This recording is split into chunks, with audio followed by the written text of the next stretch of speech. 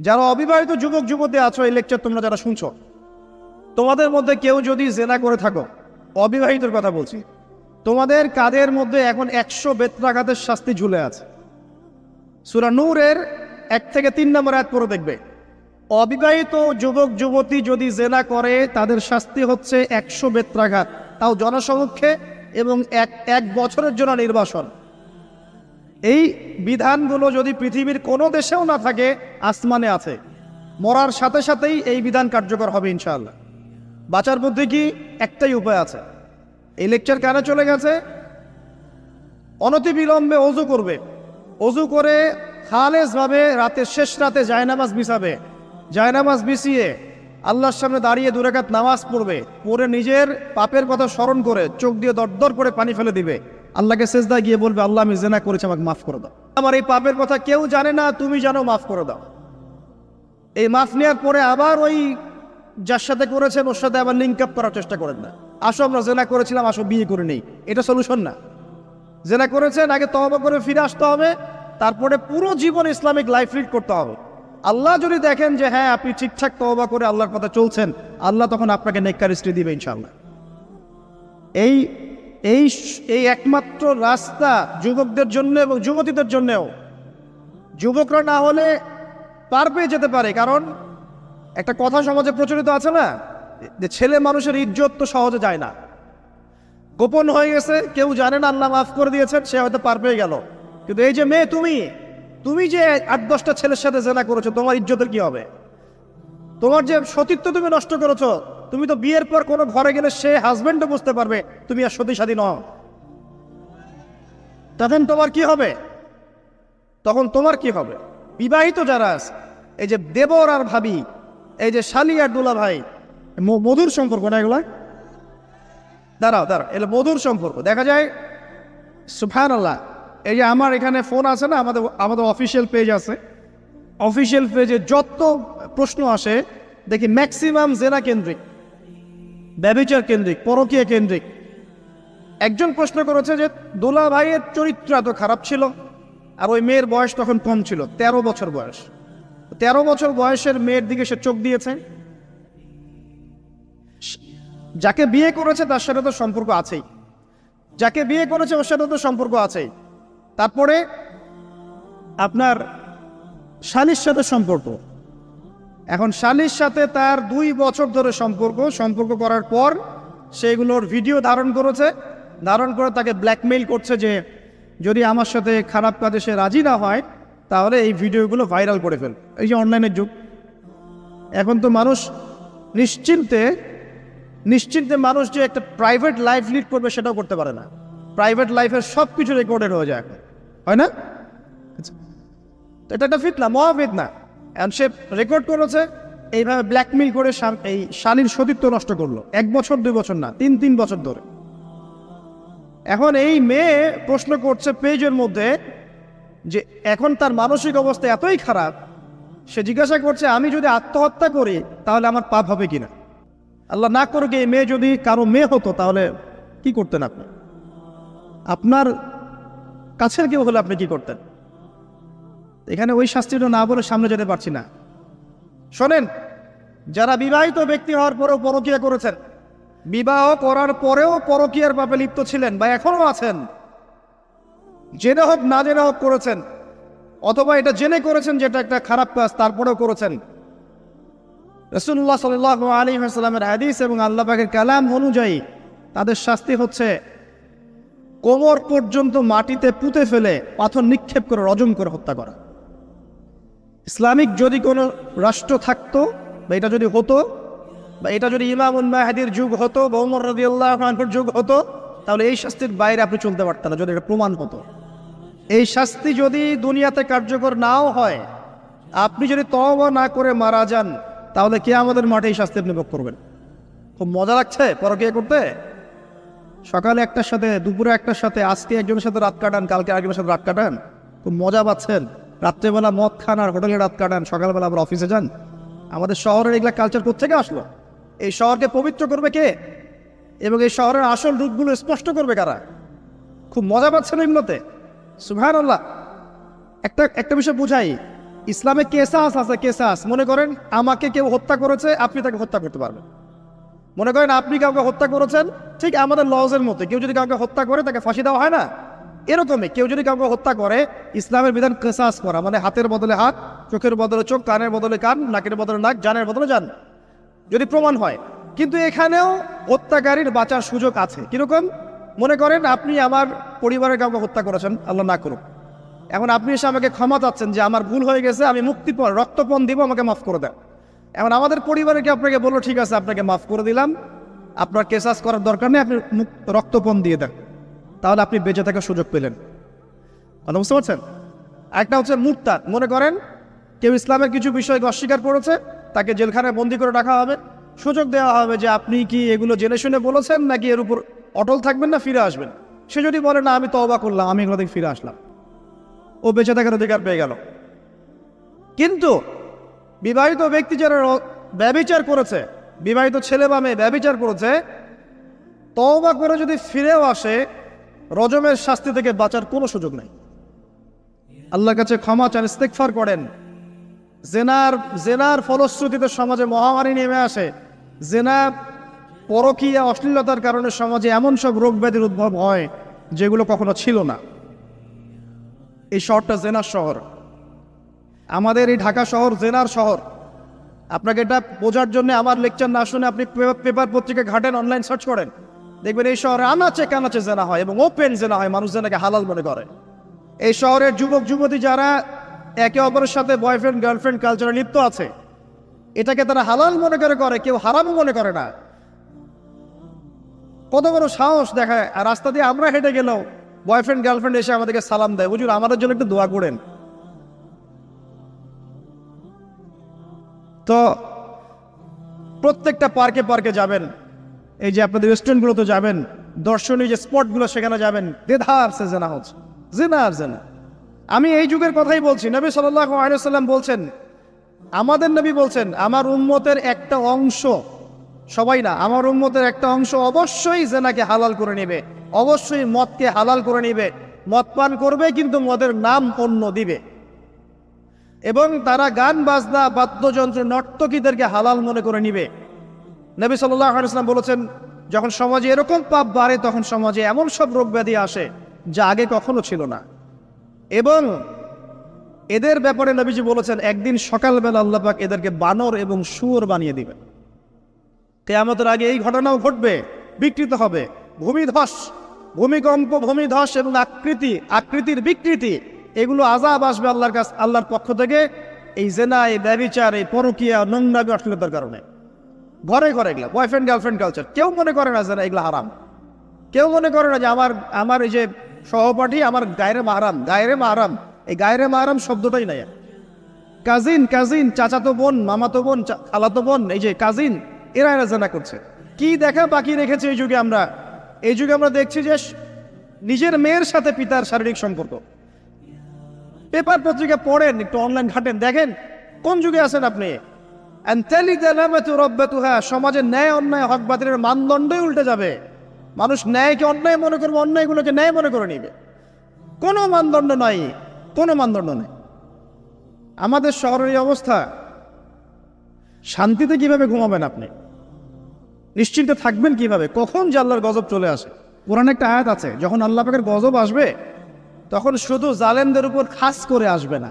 আলেমদেরকে জিজ্ঞাসা করেন, আলেম ওলামাদেরকে জিজ্ঞাসা করেন, যখন আল্লাহর গজব আসবে জালেমদের উপরে শুধু খাস ভাবে আসবে না, সবার উপরে আসবে।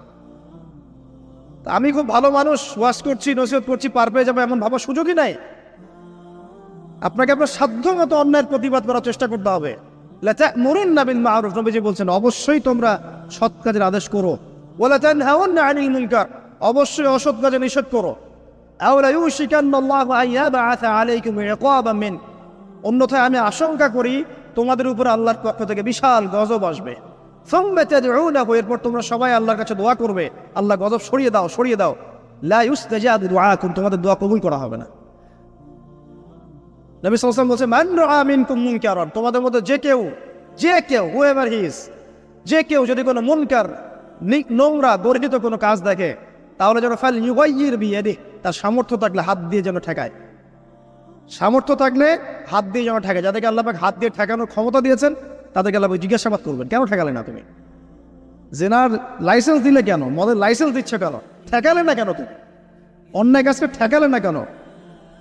যদি তুমি না পারো, ওয়াইল্লাম ইয়াস্তাতি, যদি সে না পারে তাহলে ফালইয়ুগাইয়ির বিলিসানি, তাহলে যেন মুখ দিয়ে সেটা প্রতিবাদ করে। এই যে মুখ দিয়ে প্রতিবাদ করার ক্ষমতা আলেম ওলামার আছে, যাদের হাতের ক্ষমতা নেই মুখের ক্ষমতা আছে। সেটাও যদি না পারো, ওয়াইল্লাম ইয়াস্তাতি, সেটাতেও যদি সে সক্ষম না হয়, ফাবিকলবি, তাহলে যেন অন্তর দিয়ে ঘৃণাটা পর্যন্ত করে। পরকীয়া করেছে পরপুরুষের সাথে। আর এই পরকীয়া শুধু যৌন সম্পর্কে বোঝানো হয় না, এই ফোনে কথা বলা, এই অন্যের হাজবেন্ডের দিকে মন্দ চোখ দিয়ে তাকানো, তাদের সাথে কফি খাওয়া, মেলামেশা করা, এগুলো সবই পরকের অন্তর্ভুক্ত। শুধুমাত্র বিছানায় যৌন সম্পর্কটাই পরকীয়া নয়, চোখের, মনের, কথার, কানের সমস্ত জেনাই পরকের অন্তর্ভুক্ত। আমরা মা বোনদেরকে সতর্ক থাকার অনুরোধ করব। প্রিয় মা বোনেরা, ভালো করে শুনুন। নবী করিম সাল্লাল্লাহু আলাইহি ওয়াসাল্লাম বলেছেন যে আমি জাহান্নাম দেখেছি এবং দেখেছি সেখানকার বেশিরভাগ অধিবাসী হচ্ছে নারী জাতি। ইন্না লিল্লাহি ওয়া ইন্না ইলাইহি রাজিউন। মনে করবেন না যে আল্লাহ পাক মেয়েদের প্রতি জুলুম করতে পারেন। নিঃসন্দেহে আল্লাহ পাক কারো প্রতি জুলুম করবেন না। ইন্নাল্লাহা লা ইয়াজলিমু মিসকালা যাররা, আল্লাহ পাক যাররা পরিমাণও জুলুম কারো প্রতি করেন না। তার মানে যারা জাহান্নামে যাবে তার উপযুক্ত হয়েই যাবে ইনশাআল্লাহ। আরেকটা বিষয় হচ্ছে, এই হাদিসটা শেষ জামানার মহিলাদের জন্য খাস। জাহান্নামের অধিকাংশ অধিবাসী যে নারী জাতি হবে, এটা অন্য উম্মার নয়, এই উম্মতের, উম্মতে মুহাম্মাদ। তার মানে আপনাকে বুঝতে হবে উম্মতে মুহাম্মাদির মেয়েদের সাথে এমন কিছু হবে সমাজে, রাষ্ট্রে, বিশ্বে, যে তারা আর জান্নাতের পথে চলতে পারবে না, তারা জাহান্নামের পথে যেতে বাধ্য হবে। এবার চিন্তা করেন বিগত 100 বছরে এই নারী জাতির সাথে কি হয়েছে আসলে। 100 বছর আগের মহিলাদের দিকে তাকাবেন, দেখবেন মাশাআল্লাহ পর্দার পূর্ণ তারা পালন করতেন। তারা বিনা প্রয়োজনে বাইরে বের হতেন না, বের হলেও মাহরাম ছাড়া বের হতেন।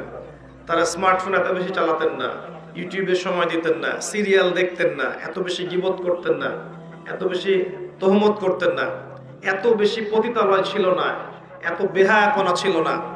এই নারী পুরুষের পোশাক পরে রাস্তায় হাঁটতো না। আর নারীরা সম অধিকারের নামে সমস্ত জায়গায় পুরুষের পাশে ফ্রি মিক্সিং এ বসে যেত না। 100 বছর আগে এই সংস্কৃতি ছিল না। 100-200 বছর থেকে দেখবেন নারী পুরুষ আর পুরুষ নারীর কোনো পার্থক্য নাই। মেয়ে ছেলের পোশাক পরছে, ছেলে মেয়ের পোশাক পরছে। মেয়েরা শহরে জিন্সের প্যান্ট আর গেঞ্জি পরে ঘুরছে। পার্লার গুলোতে মেয়েদের দৌরত্ব দেখবেন, রাস্তাঘাটে মেয়ের দৌরত্ব, বাজারে মেয়েদের দৌরত্ব, যেখানে তাকাবেন সেখানে নারী, পর্দার কোনো বালাই নাই। স্কুল, কলেজ, বিশ্ববিদ্যালয় দেখবেন নারী পুরুষের কোনো পার্থক্য নাই। ফ্রি মিক্সিং, ছেলে মেয়ে খোলামেলা মেলামেশা করছে এবং ব্যাপক জেনা ছড়াচ্ছে, ব্যাপক ধর্ষণ হচ্ছে, সংসার ভেঙে যাচ্ছে, পরকীয়া হচ্ছে, দুনিয়ার সিরিয়াল নিয়ে তারা ব্যস্ত হয়ে আছে। এবং এর পাশাপাশি কতটুকু আল্লাহকে সময় দিচ্ছে আপনারাই ভালো জানেন। এর পাশাপাশি উল্টা দিকে নাই কোরআনের আলো, নাই মাদ্রাসায় পড়াশোনা, না আছে তাদের তালিম, না আছে তাদের পিছনে মেহনত, না আছে এই মেয়েদেরকে আপনার দিনের পথে নিয়ে আসার কোনো প্রচেষ্টা, না আছে 5 ওয়াক্ত সালাত, না পরিবারের পর্দা, না ইসলামী অনুশাসন, না সংস্কৃতি, এগুলো উঠে গেছে। এর ফলশ্রুতিতে বিগত 100 বছর আপনি দেখবেন নারীরা জাহান্নামে যাওয়ার উপযুক্ত হয়েছে বলেই আল্লাহর রাসূল সাল্লাল্লাহু আলাইহি ওয়াসাল্লাম দেখে এসেছেন যে কিয়ামতের মাঠে এবং জাহান্নামের এই গহ্বরের মধ্যে নারীদের সংখ্যা হবে বেশি, পুরুষদের তুলনায় মেয়েদের সংখ্যা বেশি। এটাও একটা কারণ যে মেয়েরা জাহান্নামে বেশি যাবে। আর এক শ্রেণীর মানুষ জাহান্নামে বেশি যাবে, তারা হচ্ছে উদ্ধত এবং অহংকারী। যারা উদ্ধত এবং অহংকারী, এই মানসিকতা, এদেরকে দিয়ে আল্লাহ পাক জাহান্নাম পূর্ণ করবেন। প্রিয় মা ও বোনেরা, জাহান্নামের শাস্তির কয়েকটা বর্ণনা শোনাচ্ছি। নবী সাল্লাল্লাহু আলাইহি ওয়াসাল্লাম দেখে এসেছেন এক শ্রেণীর মানুষ, তাদেরকে রক্তের নদীতে ফেলে মাথা ফাটিয়ে দেয়া হচ্ছে। নবীজি জিজ্ঞাসা করলেন, এরা কারা? জিবরাইল আলাইহিস সালাম বললেন, এরা হচ্ছে আপনার উম্মতের সেই সব ব্যক্তি যারা ছিল সুদখোর। সুদের মধ্য দিয়ে তারা গরিবের রক্ত চুষে খেয়েছে, এই কারণে ওদেরকে রক্তের নদীতে ফেলে মাথা ফাটিয়ে দেয়া হচ্ছে। যে ব্যক্তি সুদ খাবে, যে সুদ দিবে, যে সুদের সাক্ষী থাকবে এবং সুদের কথা লিখে রাখবে, 4 শ্রেণীর মানুষকে আল্লাহ রাসূল সাল্লাল্লাহু আলাইহি ওয়াসাল্লাম সমানভাবে অভিশাপ করেছেন। আমরা আশা করব আপনারা সুদ খাবেন না, পরিবারের কর্তাকে সুদের দিকে উদ্বুদ্ধ করবেন না এবং সুদী সমিতির মধ্যে নাম লেখাবেন না। আল্লাহ পাক বোঝার তৌফিক দান করুন। তিনি দেখে এসেছেন এক শ্রেণীর মানুষকে সামনে ভালো গোশত দেয়া হয়েছে, পাশে নোংরা পচা গোশত দেয়া হয়েছে। তারা ভালো গোশত খাচ্ছে না, পচা গোশতগুলো খাচ্ছে। নবীজি বললেন, এরা হচ্ছে, নবীজিকে বলা হলো, এরা হচ্ছে আপনার উম্মতের সেই সব ব্যক্তি যাদের বাসায় পবিত্র স্বামী ছিল, স্বামী থাকা সত্ত্বেও পরকিয়া করেছে পরপুরুষের সাথে। আর এই পরকিয়া শুধু যৌন সম্পর্কে বোঝানো হয় না, এই ফোনে কথা বলা, এই অন্যের হাজবেন্ডের দিকে মন্দ চোখ দিয়ে তাকানো, তাদের সাথে কফি খাওয়া, মেলামেশা করা, এগুলো সবই পরকের অন্তর্ভুক্ত। শুধুমাত্র বিছানায় যৌন সম্পর্কটাই পরকিয়া নয়, চোখের, মনের, কথার, কানের সমস্ত জেনাই পরকের অন্তর্ভুক্ত। আমরা মা বোনদেরকে সতর্ক থাকার অনুরোধ করব। এরপর তাদেরকে এই শাস্তি দেওয়া হচ্ছে যাদের ঘরে পবিত্র স্ত্রী ছিল কিন্তু তারপরেও তারা পরনারীর সাথে সম্পর্ক স্থাপন করেছিল। উভয়কে শাস্তি দেওয়া হচ্ছে। আর এক শ্রেণীকে শাস্তি দেওয়া হচ্ছে মেয়েদের বুকের মধ্যে শিক যেটা থাকে, শিক নাকি আপনারা বলেন বুঝি না আমরা, লোহার মতো বাঁকানো একটা শিক, এটা ঢুকিয়ে দিয়ে ঝুলিয়ে রাখা হয়েছে এবং জাহান্নামে আযাব দেওয়া হচ্ছে। এরা ছিল আপনার উম্মতের সেই সব ব্যক্তি যারা ওই সব নারী ছিল যারা ব্যভিচার করেছে বা জিনা করত। জিনার এই পথ পুরুষদের মাধ্যমে যতটা না উন্মুক্ত হয়, নারীদের মাধ্যমে তার চেয়ে বেশি উন্মুক্ত। যখন সমাজের বেশিরভাগ মেয়েরা বেপর্দায় ঘোরাফেরা করবে, তখন সমাজের মধ্যে জিনা বাড়বেই, ব্যভিচার বাড়বেই, ধর্ষণ বাড়বেই, পরকিয়া বাড়বেই এবং সমাজের যে একটা নূরানি কাঠামো থাকে, রুহানি কাঠামো থাকে, আল্লাহ প্রদত্ত, এটা আর থাকবে না, ভেঙে যাবে। আমরা আমাদের মা বোনদেরকে অনুরোধ করব, ছোটবেলা থেকেই আপনার মেয়েকে, আপনার বোনকে পর্দা করতে শেখান। সম্ভ্রম একবার চলে গেলে এই বিশ্ব নেতারা, রাষ্ট্র নেতারা, অর্থনৈতিক নেতারা, সমাজের নেতারা কখনো সম্মানটুকু ফিরিয়ে দিতে পারবে না। আপনার আমার সম্মান আমাদেরকেই রক্ষা করতে হবে, আমাদের পরিবারের মূল্যবোধ আদর্শ আমাদেরকেই রক্ষা করতে হবে। এদিকে দাজ্জালের অনুসারী এবং শয়তানের অনুসারীরা কানের পাশে অনেক স্লোগান দিতে থাকবে, এই স্লোগানে আপনার কান দেয়া যাবে না। আল্লাহ পাক বোঝার তৌফিক দান করুন, আমিন।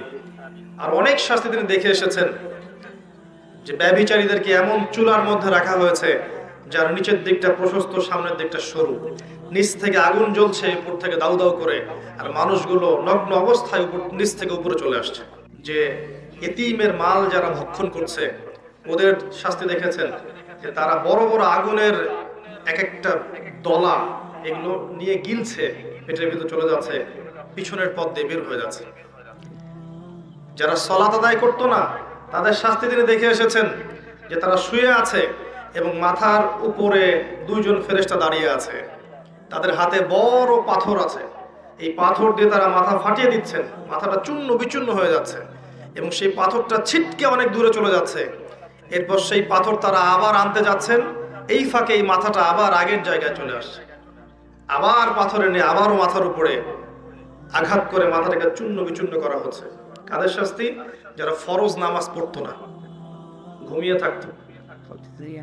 নবী সাল্লাল্লাহু আলাইহি ওয়াসাল্লাম বলেছেন, 4টা কাজ যদি কোনো মেয়ে করতে পারে, জান্নাতে যাওয়ার জন্য 8টা দরজা আল্লাহ পাক খুলে দেবেন ইনশাআল্লাহ। মাত্র 4টা কাজ কোন নারী যদি করতে পারে, তার জন্য আল্লাহ পাক জান্নাতের 8টা দরজাই খুলে দেবেন ইনশাআল্লাহ। যে দরজা দিয়ে ইচ্ছা সে প্রবেশ করতে পারবে। তার প্রথম কাজ হচ্ছে, যেই নারী 5 ওয়াক্ত সালাত আদায় করে। কতজন মেয়ে এখন 5 ওয়াক্ত সালাত পড়ে নিজেরাই ভেবে দেখেন, বা আদৌ সালাতের নিয়ম কানুন জানে কিনা ভেবে দেখেন, ওযু ঠিকমতো করতে পারে কিনা ভেবে দেখেন, সালাতের ফরজ ওয়াজিব কোনটা, সুন্নাহ কোনটা, মুস্তাহাব জানে কিনা এটা ভেবে দেখেন। জীবনে কোনোদিন সালাত শিক্ষা একটা বই পড়েছে কিনা এটাও ভেবে দেখেন। 12, 14, 15 বছর স্কুল কলেজ ইউনিভার্সিটিতে পড়েছে, 20 বছরের মতো, একটা নামাজ শিক্ষা বই পড়েছে কিনা ভেবে দেখেন। এই মেয়ে কি বিনা হিসেবে জান্নাতে যাবে? 8টা দরজা খুলে দেওয়া হবে? দ্বিতীয় কাজ বলেছেন নবী সাল্লাল্লাহু আলাইহি ওয়াসাল্লাম, যেই নারী 5 ওয়াক্ত সালাত আদায় করে এবং রমজান মাসে রোজা রাখে। রমজান মাস কি সেটাই তো জানে না এখন। রমজান মাস মানে ওর কাছে মনে হয় ঈদ করার মৌসুম, জামা কেনার মৌসুম। নতুন নতুন জামা আসবে, এগুলো কিনবো, ফ্যাশন করব, বিউটি পার্লার যাব, মেকআপ করব, ঢ্যাং ঢ্যাং করে ঈদের দিন রাস্তায় ঘুরবো। এটাই হচ্ছে রমজানের বৈশিষ্ট্য তাদের কাছে মনে হয়। অথচ রমজান আসলে আয়েশা রাদিয়াল্লাহু আনহা চোখের পানি ঝেড়ে দিয়ে সিজদায় পড়ে থাকতেন, জায়নামাজে পড়ে থাকতেন।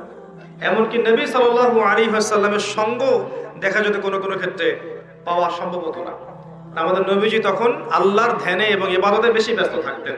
আচ্ছা, কোথায় সেই মেয়েরা এখন? রমজান মাসে 30টা রোজা রাখবে, পাশাপাশি তাহাজ্জুদে দাঁড়িয়ে, কিয়ামুল লাইলে দাঁড়িয়ে, তারাবির সালাতে দাঁড়িয়ে আল্লাহর সামনে চোখের পানি ঝারবে। চোখ দিয়ে পানি ঝরা তো একটা সৌভাগ্য। আল্লাহর স্মরণে চোখ দিয়ে পানি আসা একটা সৌভাগ্য, যেটা আল্লাহ পাক সবাইকে দেন না। যেই চোখ দিয়ে সারাদিন জি বাংলা স্টার জলসা দেখছেন, পরপুরুষকে দেখছেন, অবাস্তব এইসব কাহিনীর সাথে বাস্তবতার কোনোই সম্পর্ক নাই। শিরকি, মুশরিকি আকীদা, কুফরি আকীদা এগুলো শিখছেন, ওদের সংস্কৃতি শিখছেন, ওদের রং ঢং শিখছেন, ওদের মতো করে কথা বলছেন, ওদের মতো করে শাড়ি পরছেন, ওদের মতো করে খাচ্ছেন, উঠছেন, বসছেন। এই চোখ দিয়ে আল্লাহর পানি বের হবে কখনো? এই চোখ দিয়ে আল্লাহর পানি বের হওয়ার সৌভাগ্য হবে কখনো? কোশ্চিন কালো হবে না। আর যে আল্লাহর স্মরণে কাঁদতে পারে নাই, তার চেয়ে হতভাগা কে আছে পৃথিবীতে? কেউ যদি আল্লাহর স্মরণে কাঁদে, আল্লাহ পাকও তাকে মনে মনে স্মরণ করেন, এবং সেই চোখ জাহান্নামে যাবে না যেই চোখ আল্লাহর স্মরণে কেঁদেছে। রমাদান মাসের সওম, এই অবস্থা আমাদের নারী জাতির। তারপর দেখবেন তৃতীয় কাজ নবীজি বলেছিলেন, যারা লজ্জাস্থানের হেফাজত করতে পারবে, নামাজের সাথে রোজা, এরপর লজ্জাস্থানের হেফাজত করতে পারবে, তার মানে খাস পর্দা করতে পারবে। আমি শব্দটা বলেছি খাস পর্দা করতে পারবে। ডিজিটাল পর্দার কথা আমি বলিনি। ডিজিটাল বোরখা চলবে না। যেই বোরখা পরার পরেও শরীরের সমস্ত কাঠামো বোঝা যায়, কোন অঙ্গ কতটুকু উঁচু নিচু, এই বোরখা এখনই জ্বালিয়ে পুড়িয়ে দিতে হবে। এই বোরখা চলবে না। আপনাকে এমন বোরখা বানাতে হবে যেটা এত ঢিলে ঢালা, যেটা পরার পর দূর থেকে পর্যন্ত না, কাছ থেকেও যেন আপনার শরীরের কোনো অঙ্গের কাঠামো বোঝা না যায়। এবং বাহির থেকে তো ভিতরের অঙ্গ দেখার প্রশ্নই ওঠে না। ডিজিটাল পর্দা বাদ দেন। পর্দা বলতে শুধু এটাই নয়, কথার পর্দা আছে, চাহনির পর্দা আছে, হাঁটার পর্দা আছে, কথাবার্তার পর্দা আছে, চোখের পর্দা আছে, মনের পর্দা আছে। এই সমস্ত বিষয়গুলো না আসা পর্যন্ত পর্দা পরিপূর্ণ হয় না। যদি খাস পর্দা করে আপনার মেয়েটা কফি হাউসে বসে তার বয়ফ্রেন্ডের সাথে কফি খায়, এই পর্দার কি কোনো দাম আছে? এটা হচ্ছে ঘরের জানালা বন্ধ করে দরজা খুলে দেওয়ার মতো পাপ। এই বোকামি কেউ করবে? শুধুমাত্র পোশাকটাই পর্দা নয়, মনের পর্দা আছে, চলনে বলনে পর্দা আছে, কথায় পর্দা আছে, চোখের পর্দা আছে। শোনেন, সূরাতুল কাসাসের মধ্যে আল্লাহ রাব্বুল আলামিন মূসা আলাইহিস সালামের একটা গল্প উল্লেখ করেছেন, ঘটনা, যে মূসা আলাইহিস সালাম যখন শুআইব আলাইহিস সালামের কওমের মধ্যে গেলেন, সেখানে তিনি একা ছিলেন, কারণ তিনি মার্ডার কেসের আসামি হয়ে গেছেন। ফিরআউন তাকে ধাওয়া করছে, তার দলবল। তিনি চলে গেছেন মাদিয়ানে। সেখানে গিয়ে বসে আছেন, দেখছেন দুইজন মেয়ে পানি নিতে এসেছে, কিন্তু মেয়েদের যেহেতু শক্তি কম, অন্য মানুষরা তাদেরকে পানি নিতে বাধা দিচ্ছে। ওরা আগে আগে নিচ্ছে, মেয়েরা দাঁড়িয়ে আছে অসহায়ের মতো। মূসা আলাইহিস সালামের শক্তি ছিল, সাহস ছিল, এবং অত্যন্ত ব্যক্তিত্ব সম্পন্ন একজন মানুষ ছিলেন। তিনি গিয়ে নিজে ওই মেয়ের দুটোর যে বালতি পানির, এগুলো নিয়ে নিজে গিয়ে পানি নিয়ে মেয়েদেরকে দিলেন, উপকার করলেন। এবার এই মেয়ে দুটো বাসায় চলে গেল। এদিকে মূসা আলাইহিস সালাম একটা গাছের নিচে বসে আছেন। বসে তিনি আল্লাহর কাছে দোয়া করছেন, রব্বি ইন্নী বিমা আনজালতা ইলাইয়া মিন খায়রিন ফাকির। আল্লাহ, তুমি আমার প্রতি যে নিয়ামত দিবে, এর জন্য আমি ফকির হয়ে বসে আছি। ফকির হয়ে বসে আছে, কারণ তার তখন বাড়ি নাই, থাকার জায়গা নাই, খাওয়ার কোনো ব্যবস্থা নাই। তিনি তো পালিয়ে এসেছেন মিশর থেকে। তখন ওই দুই মেয়ের একজন মেয়ে হেঁটে হেঁটে আসলো। আল্লাহ রাব্বুল আলামিন ওই মেয়েটার হেঁটে হেঁটে আসার যে স্টাইল, সেটাও কোরআনের মধ্যে বলেছেন। এত সূক্ষ্ম কোরআন আমরা বুঝি না। তিনি বলেছেন আল্লাহ পাক যে মেয়েটা লাজুক ভঙ্গিতে হেঁটে মূসার কাছে আসলো। কি ভঙ্গিতে? লাজুক ভঙ্গিতে হেঁটে মূসার কাছে আসলো, এসে বলল আমার বাবা আপনাকে বাসায় ডেকেছেন। তার বাবার নাম শুআইব আলাইহিস সালাম। এই যে মেয়েটা লাজুক ভঙ্গিতে হেঁটে এসেছে, এই কথাটা কোরআনে আছে। তার মানে মেয়েদের হাঁটার মধ্যেও একটা আদর্শ আল্লাহ দিয়েছেন। এখনকার এই জেনারেশনের হাঁটা কি লাজুক ভঙ্গিতে? এদের হাঁটা দেখলে শত শত না লক্ষ লক্ষ যুবক জেনায় লিপ্ত হয়ে যাচ্ছে হাঁটা দেখে। এই হাঁটা, চলাফেরা, পোশাক আশাক, এই ফ্রি মিক্সিং, বন্ধু বান্ধবী এই সংস্কৃতি, এই যে চাচাতো ভাই কাজিন এই সংস্কৃতি, চাচাতো ভাই চাচাতো বোন, খালাতো ভাই খালাতো বোন, এই ফ্রি মিক্সিং সংস্কৃতি। তারপর ইউনিভার্সিটিতে যাবে, নোট এক্সচেঞ্জ করা, কফি খাওয়া, তারপরে জেনা করা, বিছানায় যাওয়া, ব্রেকআপ হয়ে যাওয়া, এই সংস্কৃতি। চাকরি ক্ষেত্রে যাবে, সেখানে দেখবেন আপনার পাশে বসে আছে একজন নারী, মাশাআল্লাহ ফর্মাল ড্রেসে। আপনি ঈমান রক্ষা করতে পারবেন? আপনি যাবেন, ব্যাংকে যাবেন, পলিটিক্যাল সেক্টরে যাবেন, গার্মেন্টস সেক্টরে যাবেন, আপনি কমার্শিয়াল সেক্টরে যাবেন, মার্কেটে যাবেন, যেখানেই যাবেন দেখবেন একদম সয়লাভ, ছেলে মেয়ের ফ্রি মিক্সিং এর সয়লাভ। আর কোথায় সেই আয়াত ওই মেয়েটা লাজুক ভঙ্গিতে হেঁটে আসলো? সুবহানাল্লাহ। কোথায় কোরআন আর কোথায় বাস্তবতা? কোথায় কোরআন কোথায় বাস্তবতা? দেখছেন? ওই মেয়েটার সাথে আল্লাহ রাব্বুল আলামিন এই মূসা আলাইহিস সালামের বিয়ে দিলেন। পরে তিনি তাকে বিয়ে করেছেন এবং 8 বছর শুআইব আলাইহিস সালামের ফার্মে চাকরি করেছেন মূসা আলাইহিস সালাম। তার মানে একজন ব্যক্তিত্ব সম্পন্ন পুরুষ একজন ব্যক্তিত্ব সম্পন্ন মেয়েও পায়। আর যে নারীর কোনো ব্যক্তিত্বই নাই, ওই নারীকে কোনো ব্যক্তিত্ব সম্পন্ন পুরুষ গ্রহণ করবে? করবে না। তো এইরকম বেপর্দা এবং বেহায়াপনায় যে নারীরা আছে, এরা কখনো ইমানদার, প্রকৃত ইমানদার, মুত্তাকি, পরহেজগার স্বামী খুঁজে পাবে না। আর যখন আপনি পাবেন না এমন স্বামী, তখন আপনার জীবনটা হবে জাহান্নাম। দেখবেন আপনি যেমন মানসিকতার, স্বামীও দেখবেন মাশাআল্লাহ আপনাকে রেখে বাইরে 3টা 4টা 5টা প্রেম করে বেড়াচ্ছে।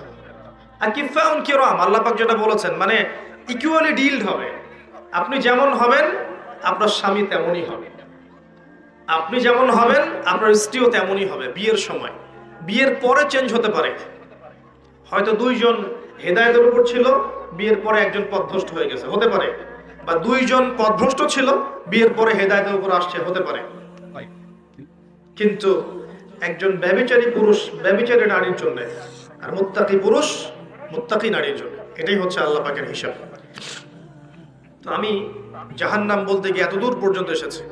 নবী সাল্লাল্লাহু আলাইহি ওয়াসাল্লাম যেটা বলেছেন, জাহান্নাম মানেই নারী আর নারী। তার মানে শেষ জামানার মেয়েদের সাথে এমন কিছু হবে যার ফলশ্রুতিতে আপনারা আর জান্নাতের পথে চলতে পারবেন না। আমি বলে দিচ্ছি এটা কি হয়েছে। শেষ জামানায় মেয়েদের সাথে ফেমিনিস্ট রেভলিউশন নামে একটা বিপ্লব হয়েছে, যে মেয়ে ছেলের কোনো পার্থক্য নাই, সবাই সমান, আপনি আর পর্দার বালাই নাই, আপনি পুরুষের সাথে কাঁধে কাঁধ মিলে যেখানে ইচ্ছা সেখানে করবেন। এই যে ফেমিনিস্ট রেভলিউশন, এর ফলশ্রুতিতে আপনি আপনার তাওহীদ হারিয়েছেন, সুন্নত হারিয়েছেন, নবীর আদর্শ হারিয়েছেন, পর্দা হারিয়েছেন, সম্মান হারিয়েছেন, ইজ্জত হারিয়েছেন, আল্লাহর ওই নুরানি খাতা থেকে নাম কাটা পড়ে গেছে। জিনা এমন একটা পাপ, যেই পাপ থেকে যদি কোনো যুবক নিজেকে বাঁচাতে পারে, আল্লাহ পাক তাকে সাক্ষাৎ মৌতের হাত থেকেও বাঁচাতে পারবে ইনশাআল্লাহ। কিভাবে? 3 বন্ধু যাচ্ছে রাস্তা দিয়ে, হঠাৎ করে ঝড়, বন্ধু 3 জন ঢুকে গেল গুহার মধ্যে। কিসের মধ্যে? গুহায়, যে পাহাড়ি এলাকায় আপনারা থাকেন যারা, গুহার মধ্যে। হঠাৎ করে পাহাড়ের পাথর দিয়ে গুহার মুখটা বন্ধ হয়ে গেল। এখন খোলার কোনো অপশন নাই। সবাই বলছে এখন 3 জন, এখন তো আমরা বের হতে পারবো না, সবাই সবার নেক আমলের ওসিলা দিয়ে আল্লাহর কাছে দোয়া করো। কিসের ওসিলা দিয়ে? নেক আমলের ওসিলা দিয়ে দোয়া করতে হয়। যে হাদিস, এই ছেলে বলছে, যুবক ছেলে, আল্লাহ আমার একজন চাচাতো বোন ছিল। কে ছিল? এই যে বয়ফ্রেন্ড গার্লফ্রেন্ড, খালাতো বোন, চাচাতো বোন। এখন তো বিচ্ছিরি অবস্থা। এখন এমন একটা অবস্থা, পশ্চিমা সভ্যতার রিপোর্টগুলো পড়ে দেখি, ভাইও বোনের সাথে জেনা করে। ওদের ওখানে নিজের আপন পিতার দ্বারাও মেয়ে সেক্সুয়াল হ্যারাসমেন্টের শিকার হয়। ওরা আমাদেরকে শেখায় এখন ভালো কোনটা মন্দ কোন। আর আমরা আমাদের মাথাটা কবে যে বিক্রি করে দিলাম, ওদের কাছ থেকে ভালো মন্দ শিখতে হচ্ছে। কোরআন সুন্নাহ বাদ দিয়ে ওদের কাছ থেকে ভালো মন্দ শিখতে হচ্ছে। তো চাচাতো বোনকে সে খুব ভালোবাসতো, তাকে সে পেতে চাইতো, মানে তার সাথে সেক্সুয়াল সম্পর্ক করতে চাই, সোজা কথা বল। এখন সেই মেয়েকে অনেক প্রস্তাব দেয়, সেই মেয়ে রাজি হয় না। শেষে বলে, যদি আমাকে 1000 বা 100 স্বর্ণ মুদ্রা দিতে পারো, দিনার, তাহলে আমি তোমার সাথে সেক্স করব, মানে জেনা করবো, নাউজুবিল্লাহ। তো সেই ছেলে অনেক কষ্ট করে এই টাকাগুলো বা এই দিনারগুলো অর্জন করে, কামাই করে, দিনরাত পরিশ্রম করে, ঠিক আপনারা যেমন করছে না।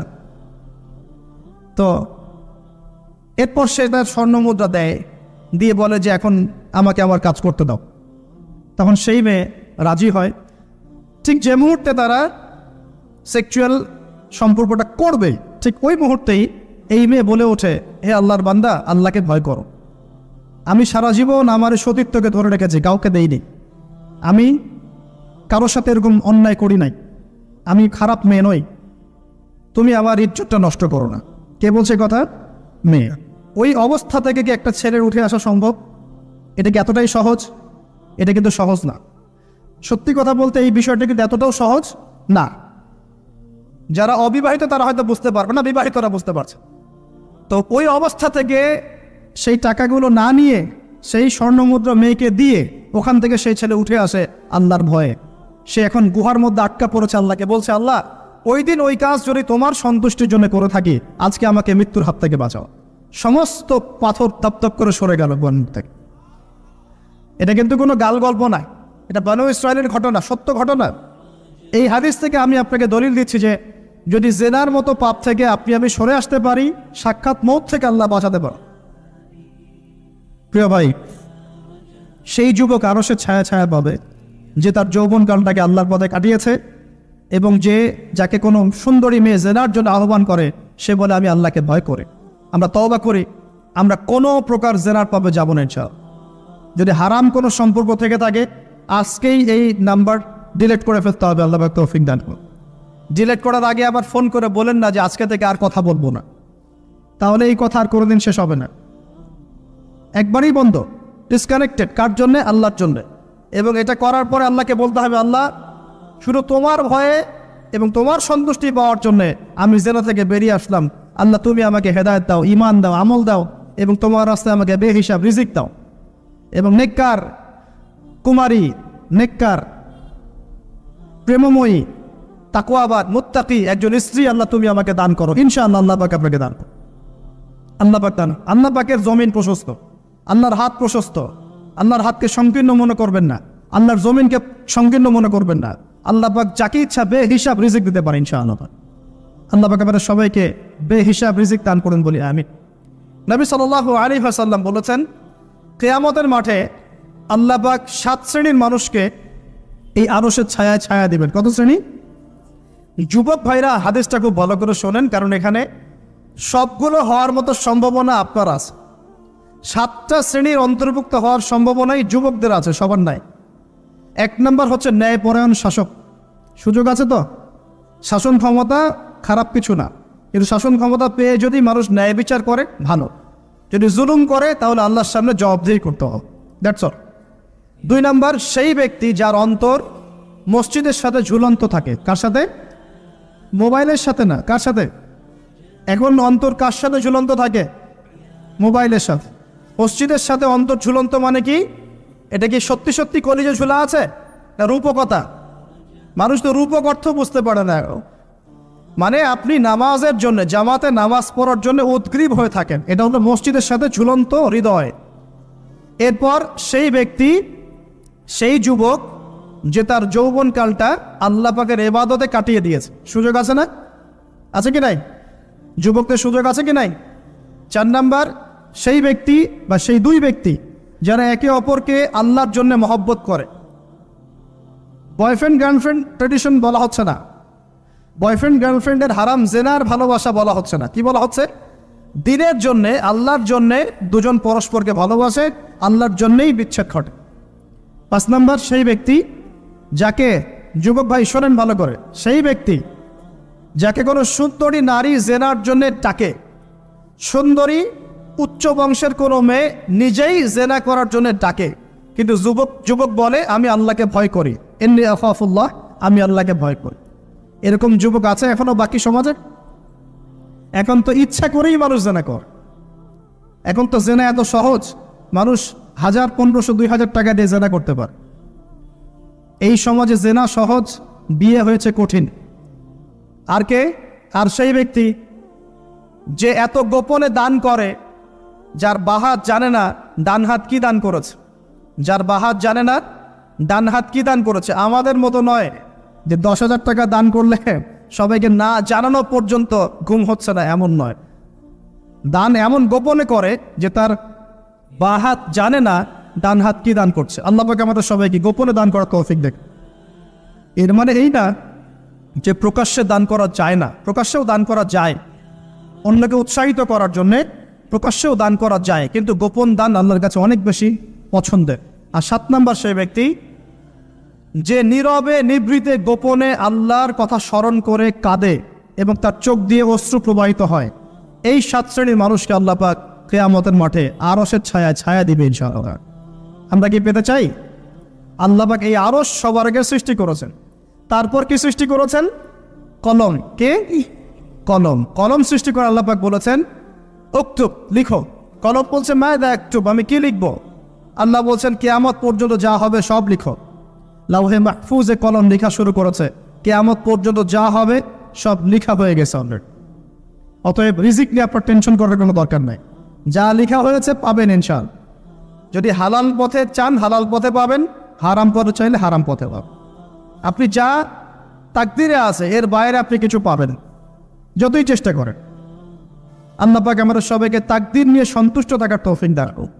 নবীজি বলেছেন আমি জাহান্নামে দেখেছি বেশিরভাগ নারী জাতি। এখানে আমার মা, আমার বোন, আপনার মা, আপনার বোনের সতর্ক হওয়ার কি হেদায়েত আছে কি নাই? আর এই মেয়েদেরকে চালাই কি আমরা না অন্য কেউ? আমরাই তো আমাদের পরিবারকে চালাই কি না? আমরাই তো খাওয়াই পড়ে নাকি? তাহলে আমাদের পরিবারের বোনেরা কি পর্দা করতে পারবে না? প্রতিষ্ঠা করতে পারবেন না? পরিবারের আমাদের মায়েরা, বোনেরা, স্ত্রীরা পর্দা করবে না? এই দায়িত্ব আমাদের না? পরিবারের কর্তা আমরা নই? আল্লাহকে আমাদেরকে জিজ্ঞাসা করবেন না? অতএব আমরাও যেন সতর্ক হয়ে যাই, আল্লাহ পাক তৌফিক দান। এই জন্য বলি বিয়ে করতে হলে আগে দিনদারিতা দেখবেন, তারপর বিয়ে করবেন। দুনিয়াদারিতা দেখে বিয়ে করলে পরে পস্তাবেন। ছেলে মেয়ের উভয়ের প্রতি একই নসিহত, বিয়ে করতে যদি হয়, বিয়ে যদি করতেই হয় তাহলে দিনদারিতা দেখে বিয়ে করুন। তারপর দেখবেন যে মেয়ের বংশ কেমন, সৌন্দর্য কেমন, এই সেই পরে দেখবেন। আগে দেখবেন দিনদারিতা ঠিক আছে কিনা। ছেলের ক্ষেত্রে একই বিধান, আগে দেখতে চান না কত বড় চাকরি করে, কত প্রপার্টিজ আছে, কত বড় বাড়ি, এগুলো পরে দেখবেন। আগে দেখবেন ছেলে নামাজ পড়ে কিনা, ছেলের মধ্যে সুন্নত আছে কিনা, এইগুলো আগে দেখবেন। এই বিয়ে নিয়ে প্রচুর জাহিলিয়াত সমাজে আছে, এই কারণেই পরিবারগুলো এখন ভেঙে যাচ্ছে। আল্লাহ পাক আমাদেরকে সুন্নাহ মেনে চলার তৌফিক দান করুন, বলি আমিন। নবীজি এখানে বলেছেন আমি জাহান্নামে দেখেছি বেশিরভাগ অধিবাসী নারী জাতি। আমাদের বোনদেরকে রিকোয়েস্ট করবো সতর্ক হয়ে যান, আল্লাহর ওয়াস্তে সতর্ক হয়ে যান। কেন শোনেন, কেন নবীজি বললেন এই পয়েন্টটা একটু ভালো করে বোঝেন। কেন নবীজি এই উম্মতের মধ্যে বেশিরভাগ মেয়েকে জাহান্নামী বললেন? আপনি একটু চিন্তা করেন তো, এই উম্মতের মধ্যে কি এমন হয়েছে, এই উম্মতের মেয়েদের সাথে কি এমন হয়েছে যার ফলে মেয়েদেরকে আর ঘরে রাখা যায় না, সব বাইরে চলে আসতেছে? কি হয়েছে এই উম্মতের মেয়েদের সাথে? এই প্রবলেম তো আগে 200-500 বছর আগে ছিল না। 500 বছর আগে আপনি কি কোনো মেয়েকে দেখেছেন আমাদের মেয়েদের মতো বেপর্দায় সারা রাস্তাঘাট, গ্রামগঞ্জ, একদম অফিস আদালত, বাজার ঘাট সব ঘুরে বেড়াচ্ছে? দেখেছেন 500 বছর আগে, 300 বছর আগে, 200 বছর আগে? লাস্ট সমসাময়িক সময়ে কি এমন হলো যে মেয়েদেরকে আর ঘরে রাখা যায় না? আমি একটা শব্দ বলে দিই, বাসায় গিয়ে রিসার্চ করবেন, সব বলে দিব না। লাস্ট 100-200-300 বছরে একটা মুভমেন্ট, একটা আদর্শ ছড়িয়ে পড়েছে বিশ্বের বুকে, তার নাম হলো ফেমিনিস্ট রেভলিউশন। মনে থাকবে, ফেমিনিস্ট রেভলিউশন। এটা নিয়ে ঘাটাঘাটি করেন, বুঝতে পারবেন কেন জাহান্নামের বেশিরভাগ অধিবাসী জাহান্নামে যাবে, নারীরা কেন জাহান্নামে যাবে বেশি বেশি। এই মুভমেন্টটা নিয়ে পড়াশোনা করলেই বুঝতে পারবেন। আল্লাহ পাক আমাদেরকে বোঝার তৌফিক দান করুন, অন্তরের চোখ খোলার তৌফিক দান করুন। নবীজি আরো বলছেন আমি জাহান্নামে গেলাম, জাহান্নাম আমাকে দেখানো হলো এবং সেখানে আমি একজন ফেরেশতাকে দেখলাম। কি দেখলাম? এই ফেরেশতা আমাকে দেখে হাসে নাই। সবাই মনোযোগ দেন, মেরাজের রাতের সবাই নবী সাল্লাল্লাহু আলাইহি ওয়াসাল্লামের সাথে হাসি মুখে সাক্ষাৎ করেছেন এই ফেরেশতা বাদ দিয়ে। নবীজি বললেন জিবরাইল আলাইহিস সালামকে, সে এত গম্ভীর কেন, তার চেহারায় হাসি নাই কেন? জিবরাইল আলাইহিস সালাম বলছেন যখন থেকে আল্লাহ পাক তাকে জাহান্নামের দায়িত্ব দিয়েছেন, যেদিন থেকে আল্লাহ পাক এই ফেরেশতাকে জাহান্নামের দায়িত্ব দিয়েছেন, ওই দিন থেকে তার চেহারার হাসি চলে গেছে। আর কিছু বলতে হবে? কেন হাসি চলে গেল? খুশিতে? জাহান্নামে আল্লাহ পাকের আযাব এবং এই আযাবের দায়িত্ব পালন করতে গিয়ে তার চেহারা থেকে হাসি চলে গেছে। নবীজি জানালেন তার নাম হচ্ছে মালিক। কি নাম? মালিক। আমরা দোয়া করি আমরা যেন তার সাক্ষাৎ না পাই, আমরা দোয়া করি আমরা যেন তার সাক্ষাৎ না পাই, আমিন। এবার নবী সাল্লাল্লাহু আলাইহি ওয়াসাল্লাম আসছেন, আসার সময় সুঘ্রাণ পাচ্ছেন, সুঘ্রাণ। ও একটা কথা বলি নাই, জান্নাতে তিনি যখন দেখলেন, সেখানে দেখলেন যে এখানে বেশিরভাগ অধিবেশী হচ্ছে এই উম্মতের গরিব মানুষরা। এই উম্মতের কারা?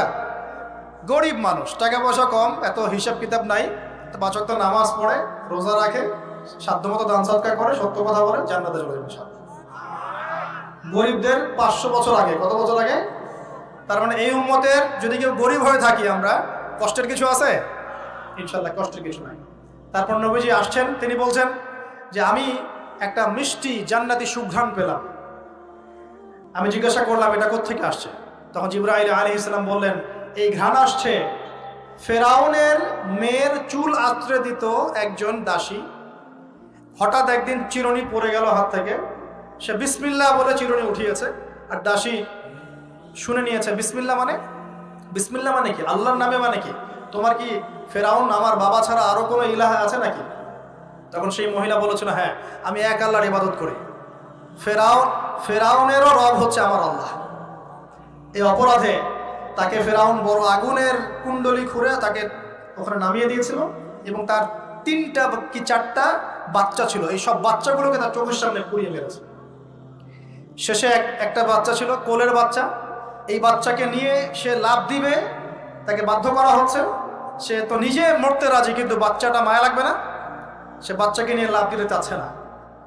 তখন আল্লাহ পাক ওই বাচ্চার জবানে আল্লাহর কুদরত, আল্লাহর মুজিজা চালু করে দিলেন। ওই বাচ্চা কথা বলা শুরু করল। ওই বাচ্চা বলল হে আম্মা ইসবিরি ইয়া উম্মা, হে আমার মা সবর করো, ফাইন্না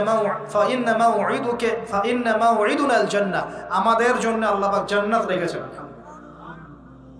লাভ দিয়ে জান্নাত। ওই যে ফেরাউনের স্ত্রী বলা ঠিক না এখানে, ফেরাউনের ওই দাসী যে চুল আশ্রয় দিত, আসিয়া, যার নাম বলা হয় কোনো কোনো জায়গায় আসিয়া, এবং তার সন্তানদেরকে যেখানে দাফন করা হয়েছে ওখান থেকে জান্নাতের ঘ্রাণ আসছে। কে পেলেন এই ঘ্রাণ? রাসূলুল্লাহ সাল্লাল্লাহু আলাইহি ওয়াসাল্লাম। এবার তিনি চলে আসছেন, এসে কাবা ঘরের হাতিমে আবার এসে সেখানে আসলেন, এখানে বিমর্ষ মুখে বসে আছে। কেন মন খারাপ? যে আমি যদি এই ঘটনা যদি কালকে এখন সকালে সবাইকে বলা শুরু করি, সবাই তো আমাকে এখন কি বলবে? মিথ্যাবাদী বলবে, এমনিই তো মিথ্যাবাদী বলছে, এখন এই ঘটনা আবার বিশ্বাস করবে কি? এখন সকালবেলা আবু জাহেল আসছে, এসে বলছে যে কি নতুন কিছু ঘটনা ঘটছে নাকি, নতুন কোনো ঘটনা আছে নাকি, টিটকারি করলো আর কি। রাসূল সাল্লাল্লাহু আলাইহি ওয়াসাল্লাম বলছেন আমি গতকালকে আকসায় গিয়েছিলাম।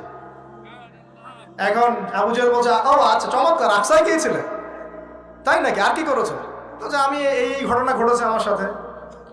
তখন সবাইকে সে ঢোল পিটায় নিয়ে আসলো, আরে আসো আসো, মুহাম্মদ কি বলে শোনো, দেখো কি বলে, তো পাগল হয়ে গেছে না। বলছে আকসায় গিয়েছিল, বলো তো আকসায় কি কি আছে? সুবহানাল্লাহ, আল্লাহ রাব্বুল আলামিন এখন যেমন ভিডিও দেখি না আমরা, এইভাবে আল্লাহ রাব্বুল আলামিন মসজিদুল আকসাকে নবীর সামনে তুলে ধরলেন, সামনে। এবং নবী সাল্লাল্লাহু আলাইহি ওয়াসাল্লাম দেখে দেখে বলছেন আকসায় কয়টা দরজা আছে, কয়টা জান্নাত আছে, পূর্ব দিকে কি আছে, পশ্চিম দিকে কি আছে, সিঁড়ি কয়টা, সব বলে দিলেন। এরপর আবু বকর সিদ্দিকের সামনে একজন কাফের গিয়ে বলছে জানো মুহাম্মদ কি বলেছে? মুহাম্মদ এই কথা বলেছে। আবু বকর সিদ্দিক তখন বলছেন যে আমি তো এর চাইতেও কঠিন কথা বিশ্বাস করি, আমি তো বিশ্বাস করি যে নবী সাল্লাল্লাহু আলাইহি ওয়াসাল্লামের কাছে আসমান থেকে আল্লাহর ওহী আসে, আর মেরাজের রাতটা এমন কি, আমি তো বিশ্বাস করি আল্লাহ তার সাথে কথা বলেন, আল্লাহ পাকের কথা তার কাছে আসে, আল্লাহর কালাম তার কাছে আসে। ওই দিন থেকে নবী সাল্লাল্লাহু আলাইহি ওয়াসাল্লামের এই সাহাবীর নাম হয়ে গেল আবু বকর সিদ্দিক। এখন এর মাঝখানে আর কয়েকটা কথা হয়েছে, আমাদের নবী পরে হাদিসে জানিয়েছেন, এগুলো বলে শেষ করছি। নবীজি বলছেন আমি যখন মেরাজের রাতে গিয়েছি আমাকে আল্লাহ পাক কিছু আযাব দেখিয়েছেন। কি দেখেছেন ভাই? আমরা দোয়া করি আল্লাহ পাক এই আযাবগুলো থেকে আমাদেরকে বাঁচান, এবং যে পাপের কারণে এই আযাব হয় সে পাপ থেকে আমাদেরকে বাঁচান, বলেন আমিন। আর একটা কথা বলে রাখি, যেহেতু নবীকে এই আযাবগুলো দেখানো হয়েছে, অন্য কোনো নবীকে কিন্তু দেখানো হয় নাই। কাকে দেখানো হয়েছে? আমাদের নবীকে। তার মানে এই পাপগুলো এবং এই আযাব আমাদের উম্মতের মধ্যেই বেশি থাকে। বুঝতে পারছেন না মনে হয়? এই আযাব এবং পাপগুলো কি অন্য কোনো নবীকে দেখানো হয়েছে? আমাদের নবীকে দেখানোর কারণ কি? কারণ আপনার উম্মতের মধ্যে এই পাপগুলো ছড়াবে বেশি এবং আপনার উম্মতের একটা অংশ এই আযাবগুলো ভোগ করবে। কি আযাব? নবীজি যাচ্ছেন, দেখছেন, যুবকরা শুনে ভালো করে, নবীজি দেখছেন একটা চুলা, কি ভাই, তন্দুর রুটি দেখেছেন যে চুলায় রান্না করে, ঠিক ওই রকম শব্দই হাদিসে এসেছে, তান্দুর। এই চুলা এমন চুলা যার মাথাটা হচ্ছে সরু, নিচের দিকটা মোটা, নিচে আগুন জ্বলছে, ভিতরে কিছু মানুষ আছে, নিচ থেকে আগুনের দাবদাহ আসছে, যখনই আগুন আসছে জাহান্নামের তখন তারা ধাউ ধাউ করে উপরে উঠছে, আবার যখন আগুন নেমে যায় তখন তারা নিচে নেমে যায়। নবীজি মর্মান্তিক দৃশ্য দেখে বললেন যে এরা কারা যাদেরকে এমন আযাব দেওয়া হচ্ছে? জিবরাইল আলাইহিস সালাম বললেন, যুবক ভাই শোনেন ভালো করে, জিবরাইল আলাইহিস সালাম বললেন এরা হচ্ছে আপনার উম্মতের সেই সব ব্যক্তি যারা বিবাহ বহির্ভূত জিনা করেছেন। এই পাপটা মারাত্মক। আল্লাহ পাক আমাদের সবাইকে এই পাপ থেকে ফিরে আসার তৌফিক দান করুন। এবং এই পাপ যদি করে থাকেন হতাশ হবেন না, তওবা করে আজকেই ফিরে আসবেন। তওবা করলে আল্লাহ পাক যে কোনো পাপ মাফ করে দেবেন ইনশাআল্লাহ, যে কোনো পাপ। তওবা খাস করতে হবে, কোনোদিন এই পাপে লিপ্ত হওয়া যাবে না। এই যে গত 3-4 দিন আগে একটা দিবস চলে গেল না, লক্ষ লক্ষ কোটি কোটি যুবক যুবতী পাপ করেছে, করে নাই? আর আমরা উস্কে দিয়েছিলাম কাছে আসার গল্প, অমুক তমুক, হাবি জাবি, কত কথা। আর এদের স্লোগানগুলো এত চটকদার, খুব মজা লাগে, খুব মজা, মুখরোচক ভাবে উপস্থাপন করে। আল্লাহ পাকের কাছে আসার গল্প করা যায় না, রাসূলের কাছে আসার গল্প করা যায় না। আসলে এখনকার মিডিয়াগুলো এতটাই নির্লজ্জ হয়ে গেছে। কেন বলছি শোনেন, ইসলামের সাথে শত্রুতা তো আছেই, কোনোদিনও আল্লাহর কাছে আত্মসমর্পণ করা লাগে এমন কোনো ওয়ার্ডও বলবে না। টাইটেল দিবে ভূমিকম্পের কাছে মানুষ কত অসহায়, টাইটেল দিয়েছে একটা। প্রাকৃতিক বিপর্যয়ের সামনে মানুষ কত অসহায়, প্রকৃতির কাছে মানুষ কত অসহায়, এসব টাইটেল দিয়ে ভিডিও দিচ্ছে। ওই যে ভূমিকম্প ইস্যুতে একটাবারও বললো না যে এই আল্লাহ পাকের কাছে, আল্লাহর শক্তির সামনে মানুষ কত অসহায়। ওই শব্দ ব্যবহার করা যাবে না। ওই শব্দ ব্যবহার করলে আপনি মৌলবাদী হয়ে যাবেন। যে প্রকৃতিটা কি? প্রকৃতি কে? প্রকৃতি কাকে বলে? কত প্রকার? প্রকৃতির স্রষ্টা কে? প্রকৃতি কে নিয়ন্ত্রণ করছে? ভূমিকম্পের কোনো ক্ষমতা আছে না? ভূমিকম্প যে দেয় তার ক্ষমতা আছে। এই সাগরের কোনো ক্ষমতা আছে? সাগরে যে জলোচ্ছ্বাস দেয় তার ক্ষমতা আছে। এই মাটিটাকে স্থির কে রেখেছে? এখন আমরা তো এখনো মহাবিশ্বে ঘুরছি না? এই যে ওয়াজ করছি যখন আমরা, এখনো পৃথিবীটা ঘুরছে। আমরা কি বুঝতে পারছি কে পৃথিবীকে স্থির রাখলো? কেউ বলবে না যে আল্লাহর আযাবের সামনে মানুষ কত অসহায়। হ্যাঁ, বলবে প্রকৃতির সামনে মানুষ কত অসহায়, ভূমিকম্পের সামনে মানুষ কত অসহায়। মানে এমন এমন চটকদার কিছু শব্দ দিবে, এই শব্দগুলো আপনাকে চিনিয়ে দিবে যে কারা আল্লাহর বাহিনী, কারা আল্লাহর দুশমনের বাহিনীর মধ্যে আছে। তো এখানে যুবকদেরকে উৎসাহিত করা হয়েছে না জানার জন্য। আর নবী সাল্লাল্লাহু আলাইহি ওয়াসাল্লামকে কেন দেখানো হলো? কারণ তার উম্মতের মধ্যে জিনার পাপ ছড়িয়ে পড়বে বেশি। কিসের মধ্যে? চুলার মধ্যে শাস্তি দেওয়া হচ্ছে, চুলায় শাস্তি দেওয়া হচ্ছে। নবীজি বলছেন তাদের ভিতর থেকে এত দুর্গন্ধ বের হচ্ছিল যেন মনে হচ্ছিল যে কোনো পাবলিক টয়লেটের পাশ দিয়ে আমরা যাচ্ছি। প্রিয় ভাই, আল্লাহর ওয়াস্তে জিনার ধার কাছেও যায় না। আল্লাহ পাক বলেছেন ওয়ালা তাকরাবু জিনা, জিনার কাছেও যেও না। তো এক নাম্বার শাস্তি কি দেখেছেন নবী সাল্লাল্লাহু আলাইহি ওয়াসাল্লাম? কিসের শাস্তি? তন্দুর চুলার মধ্যে আগুনের শাস্তি। কিসের পাপের কারণে? বলেন, জিনা। এই উম্মতে মুহাম্মাদের মধ্যে জিনা ছড়িয়ে পড়েছে কিনা? এখন আমরা কি এই স্রোতে গা ভাসাবো না দূরে থাকবো? আমরা হালাল উপার্জনের সোর্স তৈরি করব, করে হালাল বিয়ে করবো ইনশাআল্লাহ। হালাল উপার্জনের মাধ্যম তৈরি করবেন, করে বিয়ে করবেন ইনশাআল্লাহ। বিয়ের আগে কোনো পীড়িত নাই, সব পীড়িত বিয়ের পর ইনশাআল্লাহ পারা যাবে ইনশাআল্লাহ। আর সব আগে ভাগে খেয়ে শেষ করে ফেললে পরে খাবেন কি? তাই না বিষয়টা? আচ্ছা, এবার সামনে যাই। নবী সাল্লাল্লাহু আলাইহি ওয়াসাল্লাম সামনে গেলেন, গিয়ে দেখলেন, এবার দেখলেন কিছু মানুষ বসে আছে, সামনে আছে টাটকা তরতাজা গোশত, একদম ধোঁয়া উঠতেছে, একদম মনে করেন ওই কালা ভুনার মতো। আর পাশে রাখা আছে পচা নোংরা আবর্জনাময় গোশত। এই মানুষগুলো ভালো গোশত খাচ্ছে না, এই মানুষগুলো পচা গোশতগুলোই খাচ্ছে, দুর্গন্ধযুক্ত। নবীজি বললেন এরা কারা? নবী সাল্লাল্লাহু আলাইহি ওয়াসাল্লামকে বলা হচ্ছে এরা আপনার উম্মতের সেই সব ব্যক্তি যারা বিবাহিত, ভালো করে শোনেন, এরা আপনার উম্মতের সেই সব ব্যক্তি যারা বিবাহ বহির্ভূত সম্পর্ক করেছে, মানে বিয়ে করার পরেও, বাসায় স্ত্রী থাকার পরেও বাইরে জেনা করেছে, বাসায় স্বামী থাকার পরেও বাইরে জেনা করেছে। এখন আমাকে বলেন তো, উম্মতে মুহাম্মাদের মধ্যে সমকালীন সময় এই ফিতনাটা ছড়িয়ে পড়ে নাই? পরকীয়া ছড়িয়ে পড়ে নাই? এটা হলো পরকীয়ার স্পেশাল শাস্তি। কারণ পবিত্র হালাল ফ্রেশ জিনিস ওদের ঘরে ছিল, খাইতে ভালো লাগে না, ওদের ওই নোংরা পচা জিনিস খেতে ভালো লেগেছে। আল্লাহ পাক কিয়ামতের মাঠেও ওই এবং বারজাখের জীবনেও ওই একই শাস্তি দিবেন ইনশাআল্লাহ। আর এখন তো মিডিয়ার মধ্য দিয়ে এই যে বিভিন্ন সিরিয়ালস, নাটক, হাবি জাবি, এগুলোর মধ্য দিয়ে এটাকে উস্কে দেওয়া হচ্ছে, এটাকে অ্যাভেলেবেল করে ফেলা হয়েছে। আর যারা বড় বড় শহরে থাকে এগুলো তো ফিতনা আরও বেশি, আরও বেশি। আল্লাহ পাক আমাদের মা বোনদেরকে বোঝার তৌফিক দান করুন, আর আমাদের ভাইদেরকেও বোঝার তৌফিক দান করুন। আমাদের সবাইকে আল্লাহ পাক পরকীয়ার মতো নোংরা পাপ থেকে হেফাজত করুন, বিবাহ বহির্ভূত সম্পর্ক থেকে হেফাজত করবেন। আরও সামনে যান, নবীজি দেখলেন এবার একটা রক্তের নদী। কিসের নদী ভাই? প্রশ্ন করব কেন রক্তের নদী, উত্তর দিতে হবে।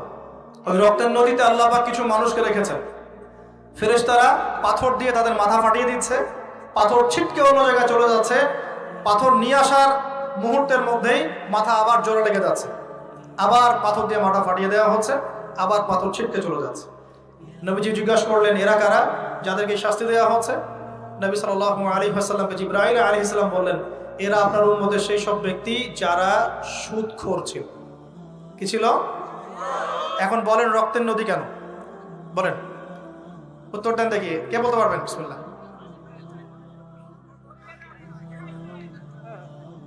মাশাআল্লাহ, মাশাআল্লাহ, শুকরিয়া। সুদের মধ্য দিয়ে এক শ্রেণীর মানুষ ধনী হয় আর এক শ্রেণীর মানুষ গরিব হয়। সুদের মধ্য দিয়ে গরিব মানুষের রক্তটাকে চুষে খাওয়া। এই কারণেই কিয়ামতের মাঠে এবং বারজাখের জীবনে রক্তের নদীতে ফেলে মাথাটা ফাটিয়ে দেওয়া। মাথা কেন ফাটানো হবে? এই মাথা দিয়ে শয়তানি বুদ্ধিটা বের করেছিল যে ইন্নামাল বাইউ মিসলুর রিবা, সুদ হচ্ছে ব্যবসার মতোই। এই শয়তানি কোত্থেকে বের হয়েছে? এই মাথা থেকে। এই কোন মাথা ফাটায় দেওয়া। আল্লাহ পাকের শাস্তি খুব নিপুণ। আমি চিন্তা করার চেষ্টা করেছিলাম আজকে কেন এই শাস্তিগুলো এইভাবে আসবে। আল্লাহু আ'লাম বিসওয়াব, আল্লাহ ভালো জানেন, তবে আমাদের কাছে এটা মনে হয়। এরপর সামনে যান, এই পাপের কারণেই আরো কিছু মানুষকে শাস্তি পেতে দেখা গেছে। নবীজি দেখেছেন আরো এক শ্রেণীর মানুষ যাদের পেটটা ফুলে আছে। প্রাসাদ দেখেছেন, অট্টালিকার মতো পেটটা ফুলে আছে, ভিতরে সাপ কিলবিল করছে। না না না না না, নবীজিকে জিজ্ঞাসা করলেন এরা কারা? এই হাদিসেও আছে এরা ছিল আপনার উম্মতের সুদখোর ব্যক্তির, পেটের ভেতর সাপ কিলবিল করছে। আর একটা জায়গায় তিনটা দেখা গেছে সুদখোরের শাস্তি। কয়টা ভাই? তিনটা। একটা দেখলাম রক্তের নদীতে মাথা ফাটানো, একটা হচ্ছে পেটের মধ্যে সাপ কিলবিল করছে, আর একটা হচ্ছে দেখলেন কিছু মানুষ পানিতে হামাগুড়ি দিচ্ছে এবং পাথর খাচ্ছে। কি খাচ্ছে ভাই? পাথর। এবং এই পাথরটা ভিতরে যাচ্ছে, গিয়ে পিছনের রাস্তা দিয়ে বের হয়ে যাচ্ছে। নবীজি বলেন এরা কারা? একই উত্তর দিলেন জিবরাইল আলাইহিস সালাম, এরা হচ্ছে আপনার উম্মতের সুদখোর ব্যক্তিরা। সুদের এই তিনটা শাস্তি স্পেশাল দেখা গেছে। কেন আল্লাহ ভালো জানেন, আমরা সব ব্যাখ্যা করতে পারবো না। নবীজি আরো সামনে এগিয়ে গেলেন, তাকে দেখানো হলো এবার এক শ্রেণীর ব্যক্তি, হাতগুলো নখগুলো তামার মতো লম্বা, তামার নখ, লম্বা লম্বা নখ। দেখেছেন কোন কোন মুভির মধ্যে দেখা গেছে, ছবির মধ্যে তামার লম্বা লম্বা। হ্যাঁ, তো এই নখগুলো দিয়ে তারা চোখ এবং গাল আঁচড়াচ্ছে, কোনো কোনো ক্ষেত্রে বুক আঁচড়াচ্ছে এবং ওই গোশতগুলো খাচ্ছে। নবী জিজ্ঞাসা করলেন এরা কারা? নবীজিকে বলা হচ্ছে এরা আপনার উম্মতের সেই সব ব্যক্তি যারা বেশি বেশি গীবত করত এবং অন্যের নামে মিথ্যা অপবাদ ছড়াতো। আর সতর্ক করে দেই, এই পাপটা কিন্তু এখন ছেলে মেয়ে সব সমাজে বেশি হয়। কি আলেম জালেম সব সমাজে বেশি হয়। কোনো কোনো ক্ষেত্রে ওয়াজ মাহফিলের প্যান্ডেলগুলোর মধ্যে বসে বসে মানুষের গীবত করা হচ্ছে। এবং এই অনলাইনের ফেসবুক আর ইউটিউবের যে কন্টেন্টের যুগগুলো চলছে, এখানে কারণ থাক না থাক মানুষের গীবত তহমত প্রচুর হচ্ছে, কোনো কারণে হোক অকারণে হোক। সতর্ক হয়ে যাবেন, আপনার দ্বারা আমার দ্বারা যদি কারো গীবত হয়, তামার নখ দিয়ে গাল আশ্রাতে হবে কিয়ামতের মাঠে। আল্লাহ পাক বাঁচা, কেমন হেফাজত।